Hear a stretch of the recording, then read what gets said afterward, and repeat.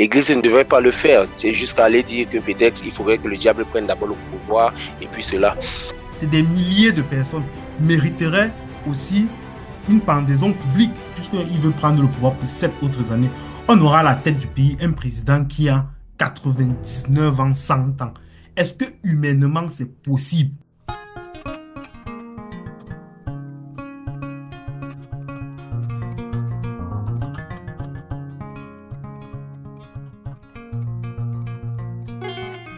Madame, Monsieur, bonsoir. Très heureuse de vous retrouver dans le cadre de l'enregistrement de votre podcast favori que j'ai nommé 236 Stories. Le 236 Stories traite de l'actualité sociale, politique et économique, actualité des réseaux sociaux et des fois, nous allons souvent au-delà des frontières du 237.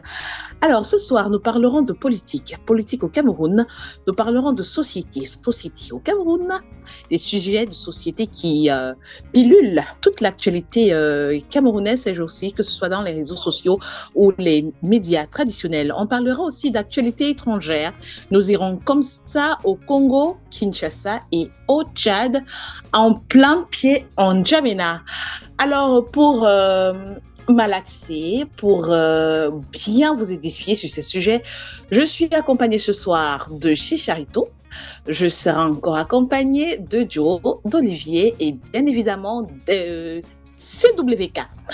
Alors, avant de commencer les civilités, j'aimerais vous dire que je suis très contente de commencer cette nouvelle année avec mes Goliadors, mes dinosaures de l'actualité camerounaise sur 237 Stories.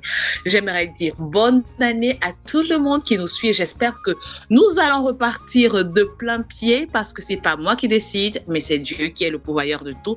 Donc, pour cette année 2025 qui commence, je suis bombardée d'énergie et de joie. Je vais vous apporter la joie. Je vais vous aider à façonner à notre manière l'opinion publique sur l'actualité camerounaise. Alors, de ce fait, je déroule comme ça parce que nous sommes en 2025 et que nous démarrons comme ça l'année. Le tapis rouge à Joe. Joe, mon cœur, je t'offre le micro. J'espère que tu vas bien. Bienvenue sur 236 Stories. Ah bah, dérouler comme ça le tapis, c'est toujours un plaisir. Voilà. Merci pour l'accueil chaleureux. C'est toujours un plaisir de vous retrouver. Et voilà, NBD, je te souhaite en toi en premier mes vœux les meilleurs pour la nouvelle année. Merci. Que tu portes pour cette émission que tu portes et pour toutes tes activités personnelles. Et à tous les co-panélistes, je dis bonne année et meilleurs vœux pour tout ce que vous faites cette année. Ce sera toujours avec plaisir que je vous retrouverai à chaque fois pour apprendre de vous. Merci beaucoup. C'est toujours un plaisir d'écouter cette voix suave.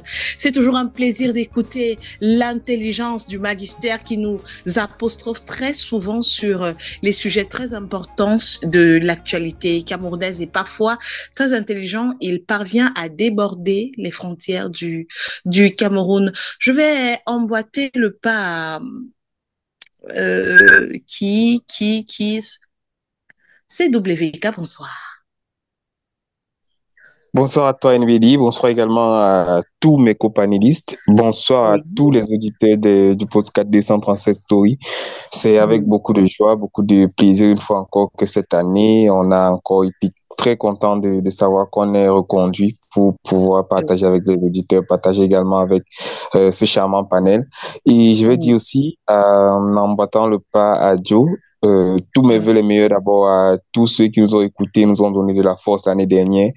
Tous mes vœux les meilleurs également à tous les panélistes, ceux qui sont là ce soir, ceux qui viendront après pour compléter, parce que chaque jour on change de panéliste pour pouvoir avancer sur les thématiques, mais également tous mes vœux à toi, NBD, parce que 2025 c'est une année de défi, une année charnière au Cameroun pour ce qui est du plan politique, mais c'est également une année très sensible parce que c'est l'année où beaucoup voudront laisser voir grandir leurs enfants, comme on dit souvent, et c'est aussi une année où beaucoup, comme nous autres, on dira, vu qu'on est là pour parler au nom de ceux qui n'aiment pas parler, peut-être que vous viendrez nous donner des oranges en cellule. Bon, on est prêt. On est prêt mentalement, pas pour faire le désordre, mais plutôt pour donner nos avis. Voilà. Je suis donc prêt, comme toujours, pour croiser le verbe. Toujours prêt à croiser le former, verbe. Informer et divertir. Informer et divertir, bien sûr. Toujours prêt à informer, divertir et CWK est toujours là pour ça. Qui a une bouche, celui qui est la bouche des malheurs qui n'ont point de bouche. Il utilise sa bouche pour transmettre le message du peuple au travers de ce plateau, au travers de ce podcast qui se veut de plus en plus écouté dans le monde. Je suis tellement contente. Je suis contente d'avoir rencontré ce monsieur qui croise toujours le web ici avec ses copanélistes, avec moi. Je suis très heureuse de l'avoir rencontré. Je ne vais pas m'attarder là-dessus, mais c'est toujours une joie de te recevoir ici sur ce plateau. Bonne et heureuse année à toi, CWK. Oui, merci, Alors, Mbélé. oui, je t'en prie. Alors, bon, je vais passer le micro à Olivier. Bonsoir. Voilà, bonsoir NBD. Ça me fait chaud au cœur de retrouver tout ce merveilleux panel Oui. en cette année 2025.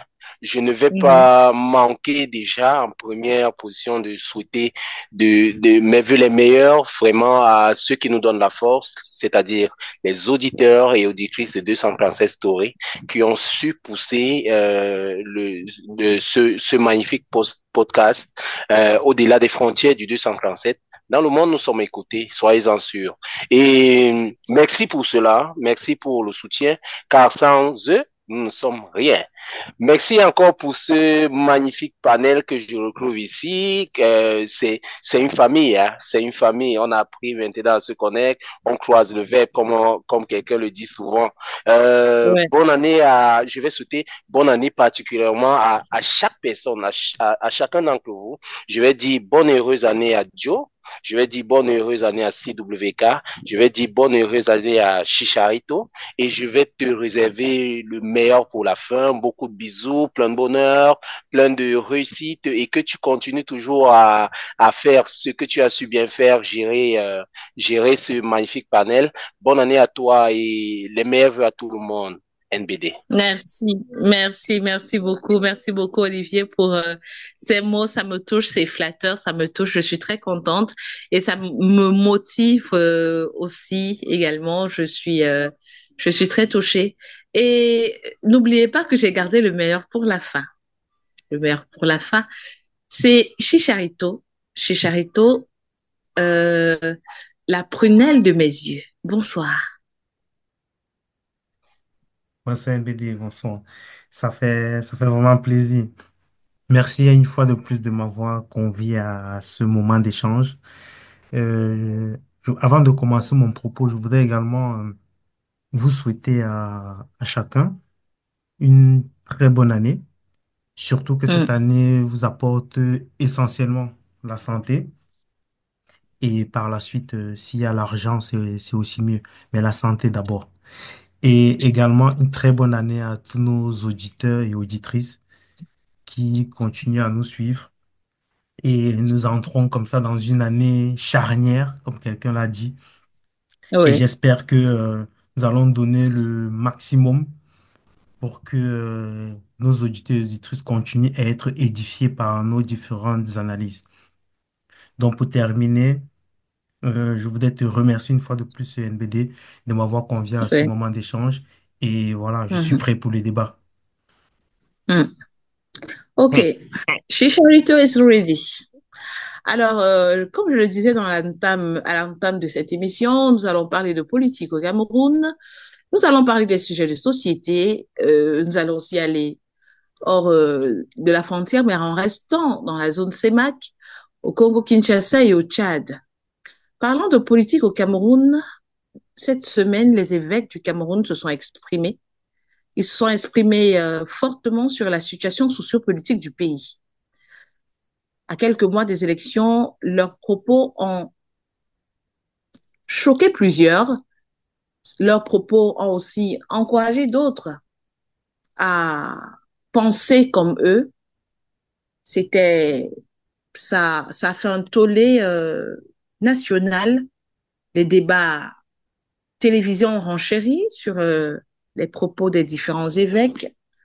Et là, maintenant, c'est au tour de l'équipe de 200 Français Story d'apporter de la lumière et des analyses sur ce qui a été dit exactement par ces évêques camerounais. Précisons que nous sommes au lendemain des présidentielles ici au Cameroun. Bientôt, les élections À la veille. présidentielles vont commencer. Là, oui, oui, merci, nous Ah, sommes à la veille des élections présidentielles et les sorties comme ça peut prêter à confusion, c'est vrai. Mais là, je vais laisser le soin à mes panélistes, tour à tour, le soin de vraiment nous dire comment est-ce qu'ils ont apprécié les propos des différents évêques camerounais au sujet de la situation sociopolitique du Cameroun. Je commence par, comme j'ai commencé au début, par Joe, qui essaie un peu de nous dire comment est-ce qu'il a apprécié ces différents propos. Joe, c'est à toi. bah, voilà, j'ai accueilli les propos de quelques évêques, parce qu'on ne va pas dire c'est tous les évêques, mais c'est des quelques évêques. Mais ce qui est frappant, c'est que c'est des évêques qui sont soit dans le Grand Nord, soit originaires du Grand Nord.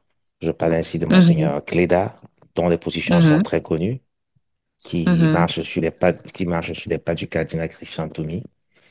mhm. Je parle de l'évêque de Monseigneur Emmanuel Abo, l'évêque d'Ingandéré, qui a qui a donné son avis. Je parle de Monseigneur Yaouda Batlemi, l'évêque de Yagua, qui a donné son avis, de Monseigneur Donsi, qui est né à Bafoussam, qui a donné son avis, Oui.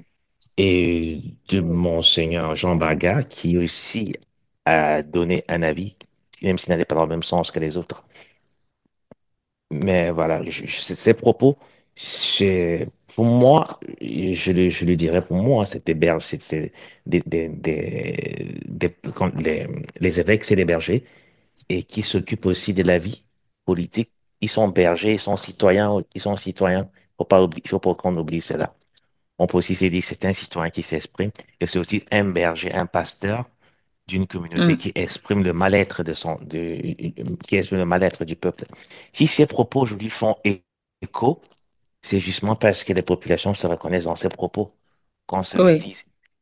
Dans tout, dire que voilà, après 40 ans, on devrait pouvoir passer la main, pour moi, ce n'est pas faire de la sorcellerie, c'est pas mal, c'est pas quelque chose de malsain.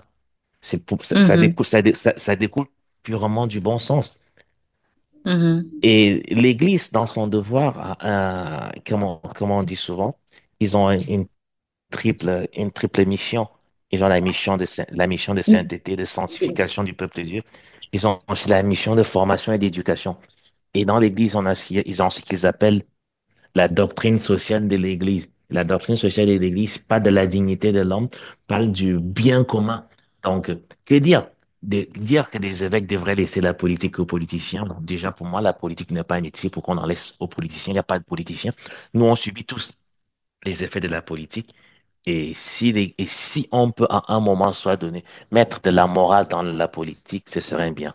Voilà, c'est pas la première fois qu'on voit un peu ces affrontements. Je parlerai ainsi du discours de Monseigneur, de Monseigneur Coutois, l'ancien cardinal l'ancien archevêque d'Abidjan, qui disait, il faut savoir partir.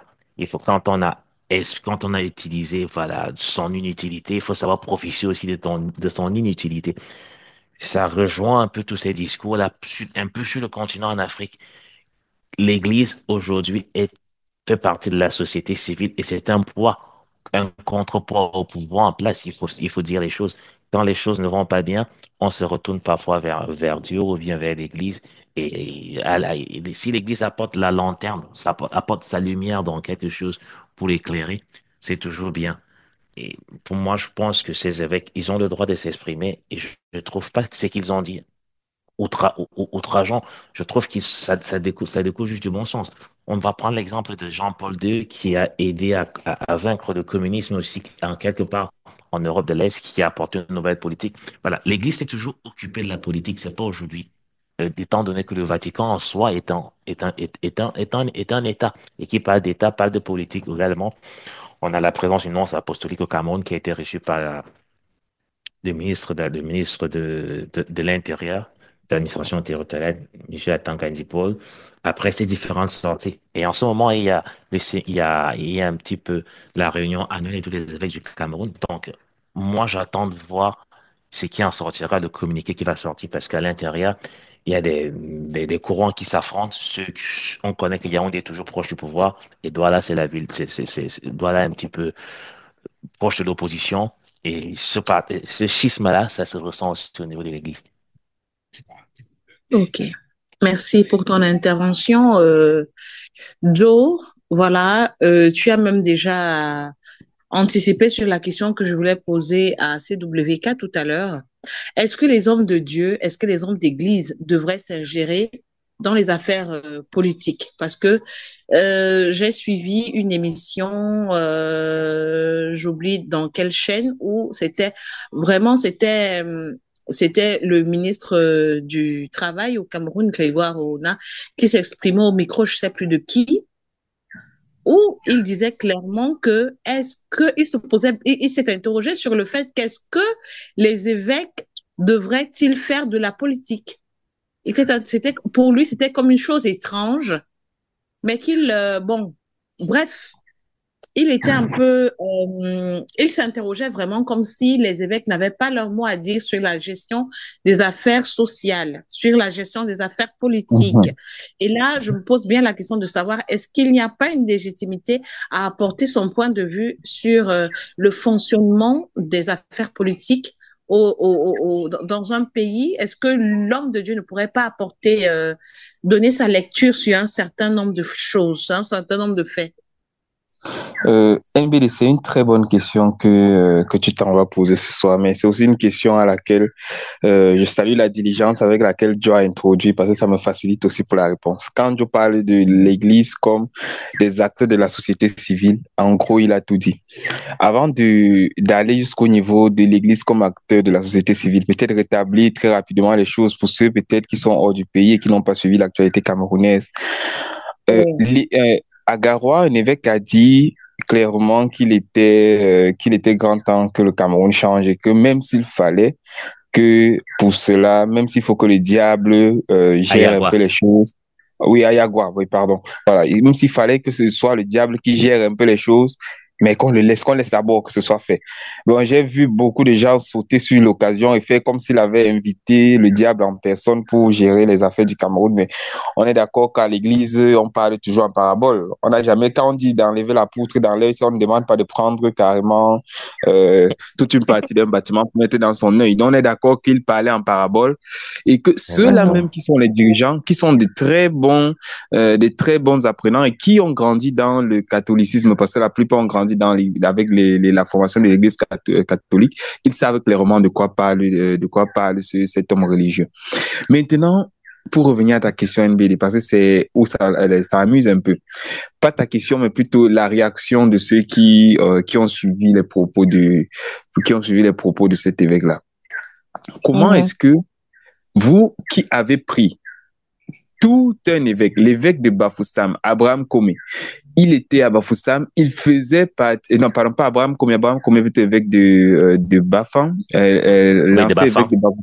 l'ancien évêque de Bafoussam, bon, en tout cas, l'évêque de Bafoussam, non, pas Woking, après Woking, très très loin après. J'ai dit l'évêque de Bafan parce qu'Abraham Komé était à Bafoussam avant, il a démissionné récemment, mais oui. Je vois de qui tu parles. Il était en Konsamba avant d'aller à Bafoussam. Exactement, c'était l'ancien évêque de Konsamba. C'est parce que j'ai alors rencontré justement là-bas. C'est pour ça que dans ma tête, c'est Abraham Komé qui est venu. Parce qu'Abraham Komé quittait du haut pour descendre justement. Donc, lui, il était évêque. Et il était évêque et il faisait partie de l'ECAM. Pour ceux qui ne connaissent pas l'ECAM, je ne sais pas s'il faut encore présenter l'ECAM, qui est quand même Election Cameroun, qui est l'organe qui organise les élections au Cameroun. Il faisait partie de l'ECAM. Il a été désigné comme le chef de l'ECAM. Dieudonné Ouattio, merci. C'est exactement lui. Voilà. l'évêque Dieudonné, Monseigneur Dieudonné Ouattio, il faisait partie de l'ECAM. Et bien qu'il fasse partie de l'ECAM, il n'a jamais enlevé sa soutane de prêtre. Ça veut dire qu'en ce moment, en tant que prêtre, il ne dérangeait pas le gouvernement. Ça ne dérangeait personne qu'il soit un homme religieux qui peut dire que non, les élections n'ont pas été truquées, même si l'opposition dit que c'est truqué. C'était bon. Mais en ce moment-ci, je pense qu'il y a panique un peu à bord, et surtout au bord du Minat, qui est un peu le maître Fouettard, qui est un peu le moulinet qui écrase tout. Parce que, se disant que les hommes religieux sont très dangereux. On aura beau, vous savez, c'est très facile de manipuler la masse avec la religion. Imaginez donc un homme religieux pour qui les ouailles savent seulement que quand il dit monter, on monte, descendre, on descend, et qu'il ose dire cela en pleine messe pendant son culte. S'il y avait 500 personnes qui écoutaient, et que, comme on a retransmis, c'est peut-être 500 000 personnes. Potentiellement, il peut influencer des gens pour dire non, ne votez peut-être pas pour la... Il ne l'a pas dit directement, mais ça veut dire quelque part, on n'est pas obligé de voter le président actuel. Et c'est ça qui fait peur peut-être à la classe dirigeante actuellement. Et j'en veux pour preuve encore de cette peur entre guillemets, c'est que j'ai vu sur les réseaux sociaux, il y a eu le Minat qui a envoyé des gens pour saluer entre guillemets cet évêque-là. C'est-à-dire, il y a eu le sous-préfet, le préfet de la ville qui sont venus le saluer. Je ne sais pas ce que ça veut dire qu'on vient le saluer. Et comme par hasard... Et le Minat qui a reçu en audience le nonce apostolique. Exactement, quand le Minat reçoit le nonce apostolique, ce n'est pas trop parce qu'il veut parler du Vatican. On est d'accord, ce n'est pas du Vatican qu'il va parler. Oui, c'est une façon de dire parle à tes gars, hein, il ne faut pas que... Exactement. Mais le malheur également de ceux qui dirigent en ce moment, c'est qu'on ne tient pas les hommes de Dieu. C'est pour dire, celui qui prêche Yaoundé ne prêche pas de la même manière que celui qui est à Douala. Et généralement, il faut pas qu'on se le cache. Ce sont des gens qui sont proches du peuple. Et étant proches du peuple, ils connaissent un peu mieux la souffrance du peuple que ceux-là qui boivent du champagne. C'est-à-dire, lui qui boit de l'eau sale avec le peuple parce qu'il est obligé de faire son homélie au milieu de ce peuple-là, il a certaines réalités que d'autres n'ont pas. Et ça peut le pousser donc à dire des choses, à s'assimiler au peuple, à dire des choses que ressente le peuple. Et malheureusement, c'est ça en ce moment-ci. Mais bon, je salue aussi la dextérité de Monseigneur Cléda et celui de l'évêque de l'archevêque de la ville de Yaoundé, qui ont quand même dit non, ce n'est pas l'exégèse de l'Église ne dit pas ceci, l'Église ne dit pas cela, mais il faut le reconnaître. Quand ça ne part pas dans le sens du gouvernement, ça fait peur, et les hommes de Dieu le prouvent encore. Et ça bien de souligner au passage que l'Église catholique quand même est l'une des forces vives, politique ou pas, dans le monde, qui fait et défait certains rois. Donc, il y a de quoi... À l'exemple du Congo, bien sûr, bien sûr. On a vu ce qui s'est passé. On a vu comment ça s'est passé au Congo. Voilà, en 1994, on a vu comment ça s'est passé avec les tueries. Comment est-ce que des prêtres Hutus pouvaient dire venir, des Tutsis pouvaient dire entrer, les Hutus ont enterré la paix des gens. C'est-à-dire, c'est de ça que justement le gouvernement doit avoir peur d'abord, et a peur, à mon avis. Je pense qu'ils ont vraiment peur. Et il faut rappeler qu'au Cameroun, c'est juste une statistique que j'ai vue comme ça en passant sur les pages de, je ne sais pas, il s'appellera des bibliothèques. J'oublie toujours son nom quand il faut parler d'histoire là. Harold Kitch. Voilà. Harold Kitchimen qui a dit quelque chose de très pertinent. L'Église catholique est fait partie des acteurs de la société civile à avoir perdu trop de personnes. Quand on remonte le fil du nombre de religieux tués au Cameroun, qui était un peu penché politique, je pense qu'on tourne quand même vers plus d'une cinquantaine. Ça fait peur, et d'une cinquantaine généralement dès l'aube de l'indépendance. Ça fait vraiment peur. Alors, merci CW pour ton intervention, mais là, je voudrais renchérir en disant que le ministre Grégoire Oruna disait tantôt, pendant son interview, que ce n'est pas de l'Église catholique dont il est question. Donc, ce n'est pas l'Église catholique qui est en train de s'insurger ou bien qui est en train de critiquer le pouvoir en place ou bien les intentions du gouvernement actuel. Mais c'est une poignée, il parlait d'une poignée d'évêques. Donc, il ne voulait pas assimiler. Bah oui, ici, c'est normal, c'est parce que c'est pas la voix c'est pas le nonce qui parle au nom de l'Église, ou bien. Oui. Mais il faut reconnaître que l'évêque, quand même dans l'Église, il a la tête d'un diocèse. Et le diocèse, il est parfois confondu dans certaines parties du pays à une région. L'évêque a parfois plus de poids dans une région que peut avoir un gouverneur ou autre chose. Donc, même si on minimise, c'est là. Ce qu'il faut reconnaître, c'est que c'est l'impact que ça a eu. La réaction du gouvernement est proportionnelle à l'impact. Tous les grands, et j'ai vu le ministre Jean de Dieu Momo faire une tribune là-dessus, le ministre Grégoire, le gouvernement était en branle-bas pour se justifier. Donc, ça veut dire, il y a, on va certes minimiser, mais c'est un impact considérable. Mhm. Ok, d'accord. On va certes le minimiser, mais cela a un impact très considérable. Alors, je vais passer le micro à Olivier. Olivier, essaie un peu de nous dire comment est-ce que tu as apprécié les mots par-ci, par-là des différents évêques qui se sont insurgés, qui s'insurgent actuellement contre la politique sociale, la politique sociale du Cameroun. Alors, merci NBD de m'avoir passé la parole. Merci pour cette magnifique question. Quelle analyse je fais de, comment je peux dire, des interventions des évêques ces derniers jours. Je dirais que d'entrée de jeu, quel qu'en soit le cas, c'est la démocratie. Il faudrait laisser tout le monde s'exprimer et les évêques sont d'abord des hommes. C'est ce que je voudrais déjà d'abord rappeler à tout le monde. Ce sont d'abord des hommes Mhm. qui ont des sentiments, qui ont des analyses, comme toute autre personne. Ce ne sont pas des dieux. Oui. Bon, et dans une autre mesure, je dirais que c'est pas l'Église est cette euh, acteur de la société, actrice de la société civile, mais l'Église a une place particulière. C'est son but, ce n'est pas de se mêler des affaires politiques, si ce n'est de donner peut-être des positions de conseil, de paix, de stabilité et tout cela. Mais appeler, dire qu'il faudrait changer la tête du pouvoir, changer les personnes qui dirigent, c'est pas du ressort de l'Église. C'est pas du ressort de l'Église. L'Église ne devrait pas le faire. C'est jusqu'à aller dire que peut-être il faudrait que le diable prenne d'abord le pouvoir et puis cela.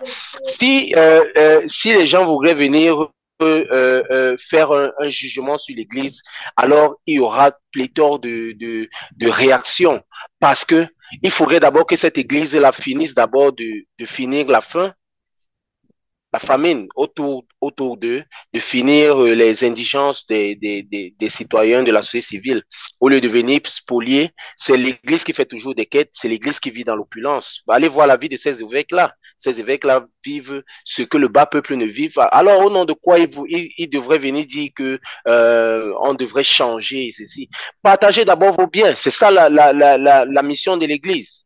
La mission de l'Église, c'est de partager, faire de l'aumône et tout cela. Est-ce que l'Église fait cela? L'Église a continué toujours à s'enrichir sur le dos de nos mamans, sur le dos de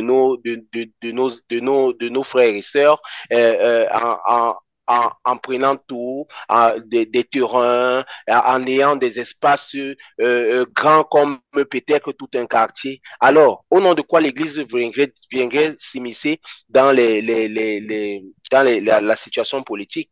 Au nom de rien.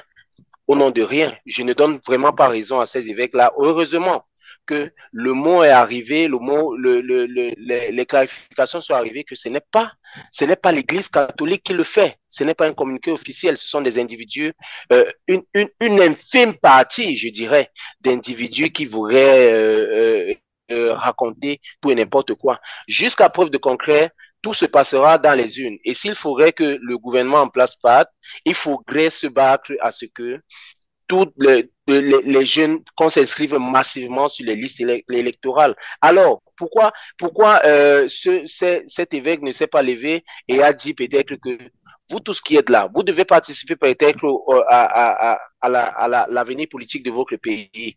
Prenez le temps d'aller vous inscrire sur les listes électorales et là, vous ferez parler votre vote. Alors, si nous sommes combien de millions de Camerounais? Si lors d'une élection, on voit 6 millions, comme on dit souvent, ou bien 3 millions de personnes qui votent, ce n'est pas 3 millions de personnes qui devraient donner la route à suivre pour 27 millions de Camerounais, ou bien 30 millions même déjà.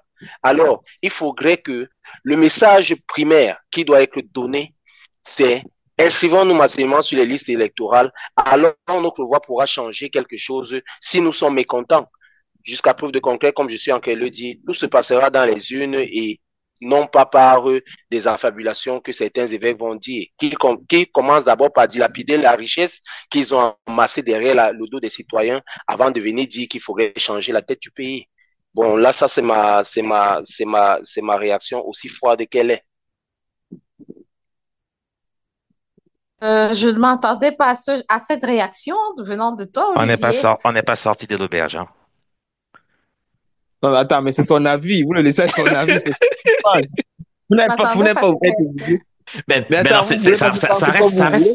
ça reste un débat. Et à un moment donné, le bon sens est la chose du monde la mieux partagée, dit-on souvent.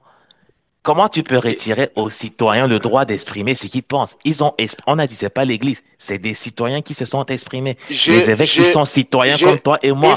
Et là, à t'entendre parler, Olivier, à t'entendre parler, c'est comme s'ils demandaient que ça se passe ailleurs que dans les unes. Ils disent, il faut que ça change. Il faut savoir partir. Il faut que ça change. Il faut que ça change par les unes. Et je vais te reprendre les mots. Pourquoi n'a-t-il pas? Il faudrait faire attention. Il faudrait faire attention à l'Église. C'est-à-dire que la religion, c'est l'opium du peuple. Et il suffirait d'une seule étincelle pour pouvoir allumer un feu qui ne va jamais peut-être s'éteindre. Olivier, dis-moi ce qui est mauvais. Dis-moi ce qui est mauvais. Ce qui est mauvais, ce n'est pas nous passons toute une année, nous passons l'année à faire des débats ici. Nous passons l'année à faire des débats ici. Et nous le disons parfois, ces choses-là. Nous le disons, nous l'exprimons parfois. Et aussi, nous exprimons. Citoyens comme toi. Ils sont citoyens comme toi. Ils sont des citoyens. Mais, ben oui. Mais toi, tu es en train de dire que c'est une infime partie de l'Église qui parle. Mais à la fin, c'est des citoyens qui s'expriment sur l'affaire de leur pays. Moi, je dirais que c'est une infime partie d'individus. Ils s'expriment ou pas. Ils s'expriment. Ils ont le droit ou pas. C'est cette partie de la population qui se laisserait peut-être berner par ces paroles affabulatoires. Olivier, ça reste ton avis. C'est prendre des Camerounais pour des moutons. C'est prendre des Camerounais pour des moutons. Non, ce n'est pas ça. Les Camerounais, ils réfléchissent. Les Camerounais, ils réfléchissent. Ils ont besoin, s'ils entendent un autre discours et ils ont la maturité pour dire, oui, mais là, ça me concerne, là, ça me concerne pas. Après, on va pas monopoliser le débat, tu sais qu'on n'a pas encore parlé. C'était juste je pense que c'était un avis comme tout autre. Alors, c'était sur ces mots qu'Olivier a déposé et nous a fait part de ses idées. Et là, on va laisser le soin à Chicharito de nous dire comment il analyse les propos de la sortie de ces évêques. Oui, merci MBD. Enfin, honnêtement, je pensais pas qu'on devait avoir un débat sur ce sujet. Moi, je me disais qu'on devait même plutôt avoir un consensus. Parce que, comme mes prédécesseurs l'ont dit, en fait, il s'agit de l'avis de citoyen. Un prêtre, si vous regardez ce qu'on appelle les églises catholiques, en dehors peut-être des forces de l'ordre, moi j'ai envie de dire que c'est un corps qui est présent dans quasiment toute l'étendue du territoire. Et donc ces personnes-là vivent au quotidien et reçoivent au quotidien ce qu'ils appellent les ouailles auprès d'eux qui leur expriment leur mal-être. Donc, certains parmi ces évêques ont pris sur eux de remonter un peu le ressenti. Et ils ne font qu'être ce que moi je peux appeler des porte-paroles. Donc, ils ont un peu porté la voix des Au sans-voix. nom de quoi, Chicharito? Au nom de qui? Oui, ok. Au nom de quoi? Tu m'as dit au nom de qui? Je viens de te dire. Il porte la voix de qui? Oui, il porte la voix des Avec Chicharito. l'opulence qu'ils ont, est-ce qu'ils ont déjà fait d'abord le partage de leurs richesses? Ok, permets-moi de développer. Voilà. Tu me dis, il porte au nom de qui? Je t'ai répondu au nom de leurs ouailles. Ensuite, tu me dis, ils ont une opulence. Est-ce qu'ils ont déjà réparti ces opulences-là? Ça, c'est peut-être un débat de fond qu'on peut avoir. Mais disons-nous quand même que l'Église catholique s'investit quand même, même au sein de la société camerounaise, au niveau même Moi, de l'éducation. je n'ai jamais rien reçu de l'Église catholique. Ok, bon, toi, J'ai toujours payé ma pension au niveau oui, bon, des écoles catholiques voilà, que j'ai eu à fréquenter. donc tu vois que Mais c'est J'ai on t'a pas payé contradictoire. la demandé de ne pas pension. fréquenter dans Elle le n'a pas public. été gratuite. Tu pouvais fréquenter dans le public si tu voulais. Permets-moi Hein. développer. Permets-moi développer. Tu viens de dire que tu n'as jamais rien reçu. Et par la suite, tu dis que tu as payé ta scolarité. Donc, tu as quand même reçu une éducation. Donc, Catholique. oui, donc Oui, tu ne peux pas dire que tu n'as rien reçu. je n'ai pas reçu une éducation catholique, j'ai Permets, reçu une éducation. oui, mais c'est dans une école Non, confessionnelle que tu as reçu dans ton l'éducation. programme, tu avais des heures de catéchèse. C'est obligé quand tu es Je même, n'avais même aucune le heure de musulman. catéchèse. Je pense que Permets-moi, je suis assez lucide. Je permets-moi n'avais de aucune heure de développer. catéchèse. Permets-moi de Je développer. paye pour être dans Ah cette non, école, pour bénéficier. on va pas ramener le débat à nos nos petites personnes, oui. personnes. Donc, Mais donc, moi, je disais que l'Église si participe. Olivier, tu n'as pas reçu, il y en a qui ont reçu et qui sont des milliers à recevoir dans l'arrière-pays qu'on ne connaît pas. Et donc, je disais que... Je vais prendre Oui, l'exemple vas-y. de mon seigneur Yaouda qui a parlé. C'est quelqu'un dont c'est quelqu'un que je connais la vie. Je peux te répondre. Je connais. Attends, je suis en train Je de peux te te dire. répondre est-ce qu'il y a des Avant, citoyens qui ont bénéficié de la faveur du gouvernement camerounais, de l'État camerounais actuellement? c'est logique, non? Comment qu'est-ce que tu veux? Alors, ce n'est qu'une logique. Mais pourquoi me mettre cela en avant? Est-ce que la fonction Pourquoi de mettre l'État, cela pourquoi mettre cela en la fonction avant? de l'État, c'est de s'occuper des Ce citoyens. n'est pas une question Comment de tu peux recevoir C'est ou pas bien de quoi que ce c'est soit. pas une faveur. C'est Ce pas une qu'il est faveur. en train L'État de ne nous fait pas une reprocher, faveur. ce qu'il est en train de reprocher à Chicharito, tu vas l'État, finir. au gouvernement camerounais, c'est le même reproche que je fais à l'Église, actuellement, à l'Église catholique. Je ne parle pas Est-ce que ce qui reproche au des autres gouvernement obédiences. camerounais, Ok, est-ce que ce sauf qui que... reproche à l'Église camerounaise, Sauf que, à l'État camerounais et est c'est vrai là ou où, faux? et c'est là où, Olivier, c'est là où tu nous as ramené dans un faux débat. Parce Dans que un ce que faux tu débat, oui. reproches à l'Église catholique, l'Église catholique ne te doit rien, Olivier. L'Église catholique ne te doit rien. L'Église catholique, si tu veux reprocher quelque chose à l'Église catholique, va au Vatican reprocher cela. Parce que c'est là-bas quand tu es au Voilà. Cameroun, laisse-moi finir, s'il te plaît. Quand tu es au Cameroun, tu ne payes pas tes impôts au Vatican. Tu payes tes impôts à l'État du Cameroun. Quand tu élis Le le Vatican, président de la République, tu n'élis pas le pape. le Vatican devait prendre les impôts, mais ce sont nos Oui, mais je redis, deniers, ce je sont nos offrandes qui je, vont construire le Vatican. j'ai dit, tu nous amènes dans un Alors faux pourquoi ne pas débat. recevoir? Tu nous amènes dans un faux débat. Quand tu Et élis, est-ce que tu élis le pape, ça, Olivier? c'est la technique. Ça, c'est la Est-ce que technique tu des élis gens le pape, Olivier? ça, c'est Est-ce la que tu technique élis un pape? qui revient. Donc là, tu nous amènes dans un faux débat. Tu fais ce Il qu'on appelle faudrait une déjà d'abord que tu il nous faudrait amènes, que On le sort pape très vite de laisse. ce faux excuse-moi, Il débat. faudrait d'abord que Olivier, il faudrait Olivier, s'il te d'abord que plaît. le pape Olivier, il faudrait Olivier, non, d'abord que s'il te le plaît, pape non. Là, maintenant, tu risques il mal faudrait gâter. d'abord que Olivier, le là, tu pape veux gâter le il débat, s'il faudrait te d'abord plaît. que le pape Non, non, non, il non, faudrait non. d'abord que le Laisse-moi pape parler, s'il te ou plaît. Laisse-moi les parler. Non, évêques c'est bon, Olivier, c'est bon. ne soient plus Olivier, Olivier, s'il te plaît, c'est bon. ait une élection aussi, qui quitte aussi Olivier, s'il leur te poste, plaît, que le non, diable vienne calme-toi, d'abord Olivier. Sinon, on va te couper le micro. prendre Olivier, le on va couper ton micro, s'il te plaît, couper mon calme-toi. micro comment? Non, mais non, Pourquoi non, vous parce que coupez le là, ce n'est micro? plus le débat que tu fais. Là, c'est le On laisse désordre que Chicharito tu fais. Ce parler n'est plus le d'abord et débat. après on Comme si parle. on Là, était tu en ne train débats de plus. dédier le débat, Olivier. D'accord, Calme-toi. je laisse Chicharito Non, parler. non, non. Là, honnêtement, tu ne débats plus. Là, c'est Je comme si laisse on a. Chicharito parler. Là, c'est comme s'il y a Si l'eau Chicharito, bénite qui c'est à t'a un toi peu la touché. parole. On Là, c'est écoute. comme s'il y a l'eau bénite qui t'a touché et il y a les démons qui bougent dans ton corps. Moi, C'est pas je normal. pense que Tu je suis vois, en tu train de vois, c'est pas, dire, tu je suis en vois. train de dire quelque J'ai chose même pas encore fini une qui est phrase. assez normal. Non, non, non, non. Je crois que là, il y a de l'eau Olivier, bénite. Qui laisse bénit Chicharito cette eau? parler, Parce que après on Qui parle. bénit l'eau pour Oh que là ça me là, touche? bon, on vous Non, allez non, voir. on va doit partir dans avancer les dans faux le débats. débat, Olivier. On doit avancer. On doit avancer. Il faut Olivier, laisser Chicharito s'exprimer là. voilà, je suis vraiment désolé parce que Olivier nous a ramené dans un faux débat. Oh. Ici, il ne s'agissait pas de l'Église catholique. Et je crois que nous pouvons à un moment donné avoir un thème et discuter de l'Église catholique. Il n'y aura aucun problème là-dessus. Mais ici, on parlait des propos que les hommes de Dieu, les évêques, ont émis à l'endroit. Et c'était une suggestion.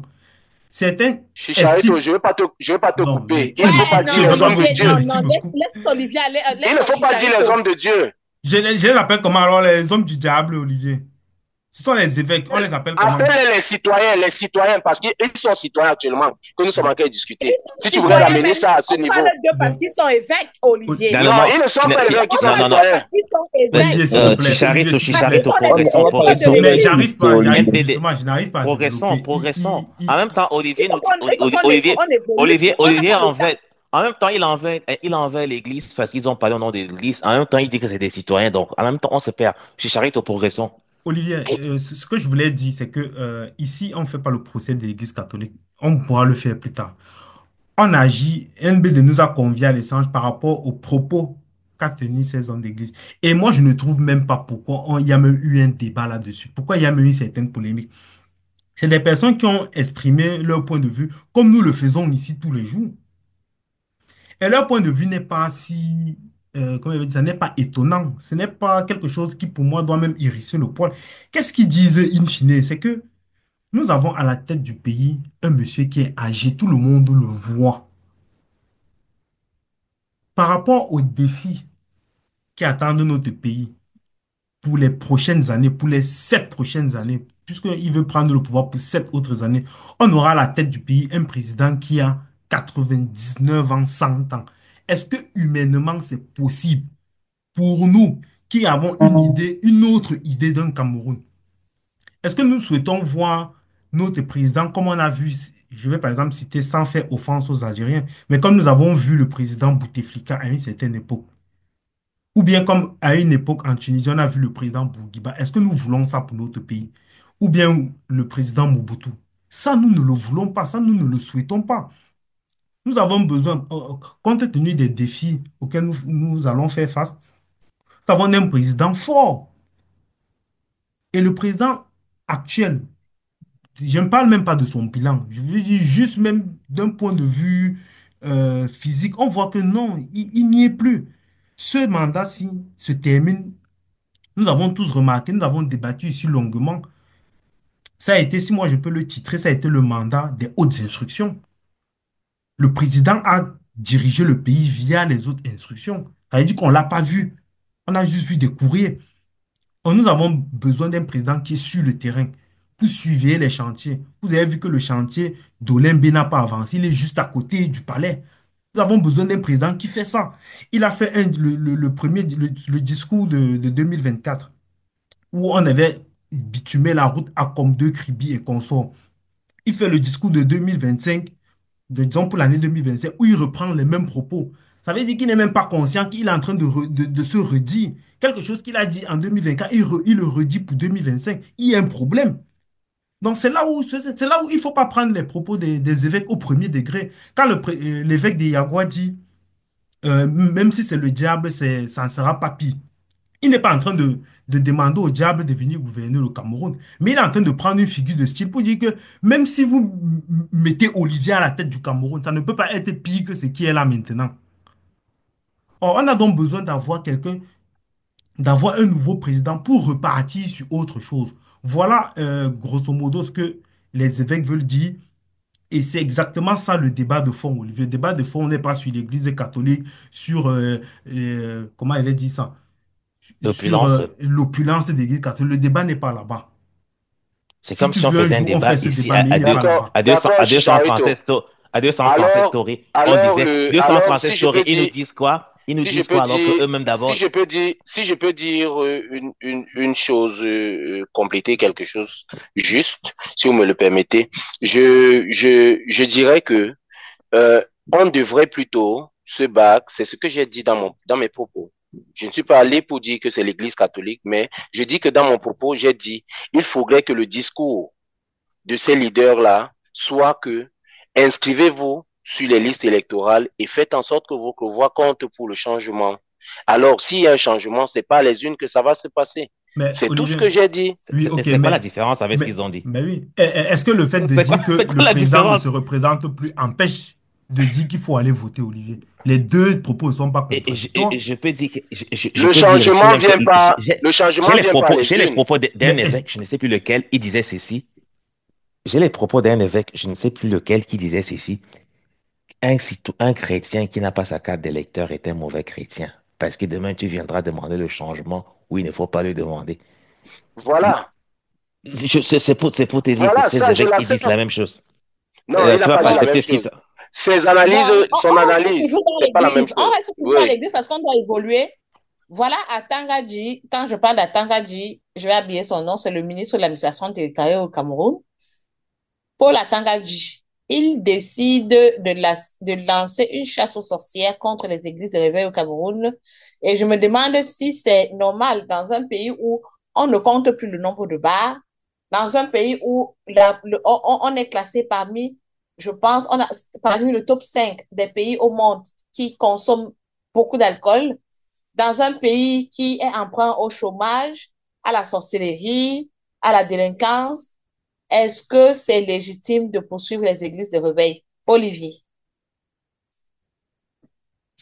L'idée, c'est vraiment surprenant que j'ai commencé à, après ma sortie, c'est vraiment surprenant que je rentre encore dans cette histoire de religion. Non, c'est parce que je Euh, vois que tu es bon, bombardé d'énergie parlant bon, d'église. bon, Il faut que tu... non, la question, je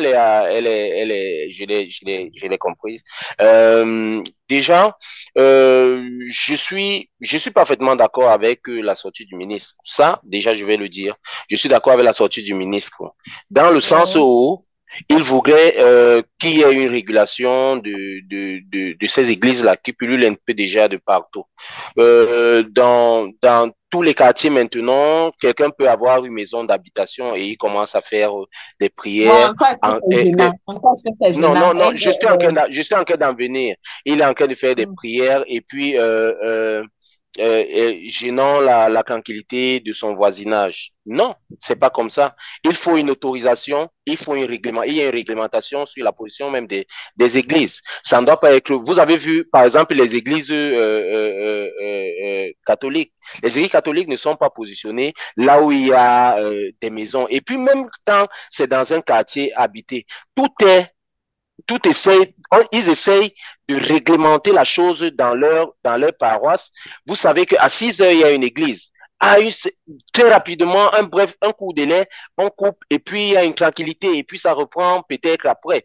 Mais ce n'est pas qu'à 10 heures, 14 heures, on va vous lever dans la nuit pour faire une nuit de prière, pour que tous les enfants ne dorment pas et consortent. Et ce n'est pas la prière qui est un problème, mais c'est la manière dont maintenant c'est géré et comme les jeunes de maintenant ont vu que c'est un business, l'église, c'est carrément un business actuellement.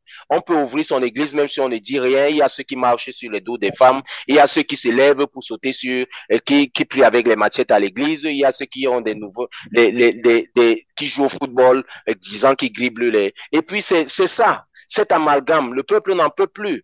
Il y a ceux qui viennent là, il y en a des bons, mais il y en a beaucoup de mauvais qui sont venus se greffer là. Et c'est eux qui ont fait en sorte qu'il y ait un mauvais ménage entre les citoyens qui vivent paisiblement et eux qui sont en train de faire du bruit à tout bout de champ. Donc, vraiment, que ce soit régulé. Il n'a pas défendu d'ouvrir 1000 églises, hein. Il n'a pas défendu 1000 églises, 1000 chapelles, je vais dire. Mais il a dit que celui qui n'a pas son autorisation se verra purement et simplement fermé. Alors, ce n'est que légitime, ce n'est que normal. Il y a une autorisation d'exercer en tant que pasteur. Alors, si vous voulez exercer en tant que pasteur, vous voulez implanter votre chapelle, vous devez demander l'autorisation. Et qui a la latitude le pouvoir nécessaire de donner ces autorisations? Il n'y a que le président de la République qui peut autoriser une église, une chapelle à s'implanter sur l'ensemble du territoire national. Alors, ce n'est que chose normale de pouvoir réguler cela. Et ce n'est pas pour chasser les églises, ce n'est pas pour fermer, mais c'est pour dire que ceux qui ne sont pas conformes doivent se conformer. Donc, c'est mon intervention à ce niveau. Ok, merci pour ton intervention, Olivier. Et là, CW, est-ce que tu peux nous dire, est-ce que le combat est noble au regard de tous les vices qu'on vit, qu'on rencontre au Cameroun? Est-ce que tu penses réellement que la lutte contre la lutte, bon, bref, la chasse aux églises réveillées euh, est légitime? Oui, comment ne pas être légitime? Mais il faut le dire, ce n'est pas la chasse contre les églises de réveil le problème d'Atangandi. Dans sa note, il dit clairement que il va demander à ce que toutes les églises qui n'ont pas reçu le décret du chef de l'État, parce qu'il faut bien se conformer à la loi. Si on est contre la loi, on va voir, actuellement, il est en train de combattre le REDAC, qui est l'association de Maître Alice Com. Il reproche au REDAC d'avoir reçu des financements dont on ne connaît pas l'origine. Il dit même carrément que ce serait des financements terroristes. Et elle ne se reconnaît pas dans ça. De la même manière, des églises reçoivent des dons de la même manière que le redact. Des dons qui viennent de partout et on ne peut pas spécifier. Donc, quand il demande à ce que toutes les églises soient régularisées, ça n'a en rien mauvais. Et j'ai même envie de saluer, je pense qu'il y a le jeune roi de Babadjou qui a fait une note dans son royaume, puisqu'il faut le reconnaître que les rois sont des administrés et que des rois également dépendent du ministère de l'administration territoriale et dont ils rendent compte au ministère de l'administration territoriale.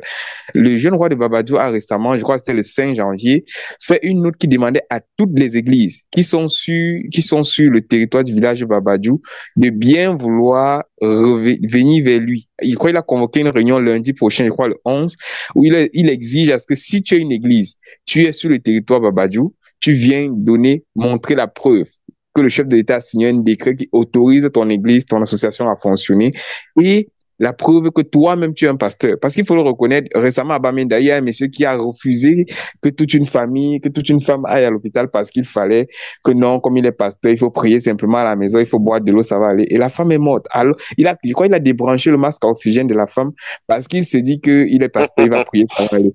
Mais il faut voir jusqu'où la bêtise peut aller. C'est-à-dire, est-ce que si c'est Dieu qui a pris la technologie aux gens, est-ce qu'il ne laisse pas naturellement que cette technologie-là vous soigne? Donc, c'est pour dire que, quelque part, je n'ai rien contre le fait qu'Atanga dit demande que les gens présentent ce décret-là. Au Cameroun, les organisations non gouvernementales, pour avoir le titre d'ONG au Cameroun, il faut passer par un décret présidentiel. Si on recense sur le territoire camerounais les titres ONG qui est usurpé partout, je ne suis pas sûr qu'on ait plus d'une vingtaine d'ONG au Cameroun. Je pense même que c'est de trop. Parce que je pense que c'est même récemment, ça fait 2 ans ou 3 ans que Peace Corps a même reçu le titre d'ONG au Cameroun. C'est pour vous dire, c'est tellement compliqué de recevoir ce titre. Mais des gens naissent du jour au lendemain et disent non, mon ONG, moi je souris seulement quand j'entends ça, dit mais il y a quand même la loi 19/52 de 90 qui dit qu'on peut faire des associations partout. Mais si une église a une association, elle n'est pas le type d'association comme les autres, parce que chaque association, pour se rassembler, a une déclaration qui doit être faite auprès de l'administration territoriale. Je dis bien chaque association. Les églises dérogent à cette règle. Pourquoi? Parce qu'elles sont justement sous le bras du décret. Voilà la seule chose qui fait que les églises qui se rassemblent chaque dimanche n'aient pas besoin d'aller remplir chaque jour que oui, on aura peut-être 500 fidèles aujourd'hui, c'est pour ça. Donc, si on demande de façon naturelle, venez montrer la raison, votre droit d'exister, mais venez avec un décret. Le décret ne dit pas, et c'est ce que les gens devaient aussi comprendre. Dans les églises, je pense, il y a peut-être, comme l'église catholique qui a le décret, là, je suis certain, il y a l'église catholique, il y a l'église évangélique, la vraie église de Dieu du Cameroun, les témoins de Jéhovah. Voilà, c'est déjà l'église que je sais que c'est automatique. Maintenant, il y a d'autres congrégations qui ont peut-être des pasteurs qui ont déjà eu à voir le décret, qui ont maintenant des sortes de démembrements. C'est à eux d'expliquer, c'est à chaque personne d'expliquer que moi, je suis le démembrement de tel pasteur et donc son décret vaut pour nous. Il faut simplement que les gens soient conformes. Ce n'est pas une complication. Beaucoup profitent de la tolérance administrative. Mais c'est justement le moment de frapper sur pour continuer. Ouais, ça c'est vrai, parce que sinon, il y a déjà trop de bémol avec ces nouveaux pasteurs-là qui sont arrivés pour prendre l'affaire de Dieu comme un business. Ok, merci. C'est sur ces mots que, je sais pas, c'est Olivier qui a renchéri. Là, j'ai envie de réagir parce que, excuse-moi, hein, j'ai envie de réagir parce que je suis vraiment pas d'accord avec ce qui a été dit. Chaque fois que le ministre pose un acte, moi je me pose toujours la question, ça s'inscrit, je vais dire, comment est-ce qu'il inscrit ce geste-là? Où est-ce qu'il veut aller? Quel est le but? Quel est l'objectif? Quand par exemple, mes compagnons parlent des églises de réveil et qui disent que, par exemple, il y a, je crois que c'est Cédric qui le disait, il a pris l'exemple de quelqu'un qui est dans une église de réveil et qui a débranché un malade et tout. Par exemple, les témoins de Jéhovah sont au Cameroun depuis très longtemps et on le sait tous, ils refusent la transfusion sanguine. Pourquoi ils ne sont pas interdits alors? Chicharito, moi je vois que tu n'as pas compris ce qu'il a dit. Oui, laisse-moi finir, je n'ai pas compris, mais laisse-moi terminer quand même. Je vois que tu n'as pas compris ce qu'il a dit. Mais permets-moi de développer. S'il te plaît, permets-moi de développer. Après, tu vas m'expliquer pourquoi je n'ai pas compris ce qu'il a dit, mais permets-moi de développer. Voilà. Ce que je vais dire, Merci. c'est que, et c'est là où c'est plutôt toi qui n'as pas compris, c'est que moi, j'ai horreur des mesures, des Oh mesurettes. là là. J'ai horreur des mesurettes. Il faut des choses globales. Si on veut s'attaquer à un phénomène, on doit s'attaquer à un phénomène dans la globalité.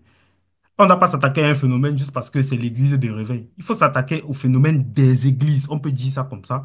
Et s'attaquer à le C'est phénomène c'est des églises. justement les églises. Ils ne s'attaquent pas aux églises de réveil, mais à toutes les églises Voilà, Non, n'ayant pas pourquoi non, un non. CWK a parlé alors In- que moi je voulais dire Incroyable. quelque chose. Incroyable. C'était bien marqué. Et tu as bien pris l'exemple du chef de Oh là du là. Babadou. Oh C'est là bien marqué là. église de réveil. Oh, Olivier. C'est CWK qui l'a dit. J'ai bien écouté Non, ce qu'il a dit. non, je dis, c'est bien C'est je Oh. c'est précise encore mes CWK qui a propos. parlé, hein, c'est pas moi. Est-ce Je que dit que précise c'est mes toi? propos C'est simplement. WK, c'est WK, c'est WK. Oui, Le chef de oui, Chicharito, Babadjou, je précise mes propos. le chef de. Voilà, bon, peut-être tu vas préciser après, mais on est quand même d'accord que tu as parlé de la cheville de Babadjou, tu as parlé des églises de réveil.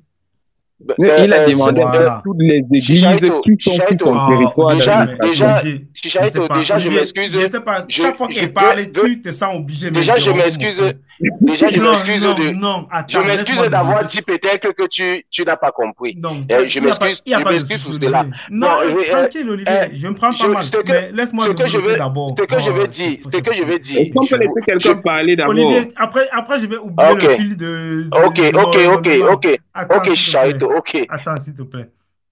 Donc, ce qu'elle a dit, c'est qu'il faut regarder dans la globalité. Et ensuite, sauf si, ce cas-là, vraiment, je vais plutôt te prendre à témoin, parce que c'est toi le journaliste. Est-ce qu'il n'y a pas eu une campagne d'interdiction des chichas dans les bars, où on a vu le ministre, les éléments de la santé descendre dans les bars et interdire la consommation de la chicha. Et on a vu le ministre de l'Intérieur envoyer les policiers arrêter les agents de la santé. Juste réponds-moi sur ce sujet. Je sais que c'est toi le journaliste. Est-ce qu'on n'a pas eu cette cacophonie-là au sein sur ce sujet des bars à chicha? Jusqu'à présent, l'utilisation de la chicha est interdite au Cameroun. Ce n'est pas, c'est classé au niveau des drogues douces. C'est Bien, interdit au Cameroun. Donc C'est un aujourd'hui, fait. c'est ce que je au voulais Cameroun, il n'y dire. a pas de bar à chicha. Parce que moi, j'aime parce que je vois même dans tous C'est nos films, hein. interdit, Ça ne c'est veut pas, ça interdit. veut pas dire que ça n'existe pas. Bah alors, La Au drogue est Cameroun, c'est interdite. interdit ok. La d'ouvrir les drogue est bars à interdite, Non, partir de hein. 22 heures. Ils permettez-moi, sont ouverts. permettez-moi de Je continuer. pense que la drogue est interdite. Le cannabis est Mais interdit. Olivier, c'est pas possible. Olivier, est-ce que je t'ai... Ouais, Olivier. Laisse-moi parler, mon frère. Le gars, qu'est-ce qui lui arrive aujourd'hui? Bye, CWK, bec. je veux revenir. Quand je parlais des priorités, est-ce qu'on n'a pas un préfet ou un sous-préfet qui a été enlevé et où une rançon est attendue? Je vais dire, quelle est l'urgence aujourd'hui, maintenant, là, de traiter du cas des églises de réveil? Je ne veux pas dire qu'il ne faut pas traiter de ces cas-là. Mais est-ce que le fait qu'il en parle maintenant, ça ne s'inscrit pas dans la sortie des évêques? Est-ce que ce n'est pas ça qu'il est plutôt en train de faire? Parce que moi, j'essaie de me positionner et de me demander quelle est l'opportunité. Pourquoi cette sortie? Pourquoi maintenant? Parce que nous sommes là dans une année charnière. Pourquoi pas maintenant? Mais parce que ce n'est pas la priorité. Pourquoi il ne Qu'est-ce qui en s'occupe fait la pas? priorité dans les affaires courantes?